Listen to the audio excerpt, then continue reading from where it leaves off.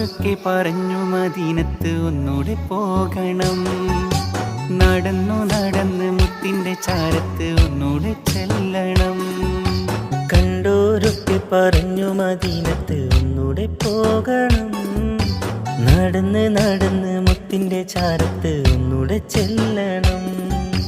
കരഞ്ഞു കരഞ്ഞു മനസ്സ് കൊതിച്ച കഥകൾ പറയണം. കരളു പറിച്ച് കൊടുത്തു ഹബീബിന് ഇഷ്ക് വാങ്ങണം. കരഞ്ഞ് കരഞ്ഞ് മനസ്സ് കൊതിച്ച് കഥകൾ പറയണം. കരള് പറിച്ച് കൊടുത്ത് ഹബീബിന് ഇഷ്ക് വാങ്ങണം. അങ്ങനെ ആശിക്കായി തീരണം.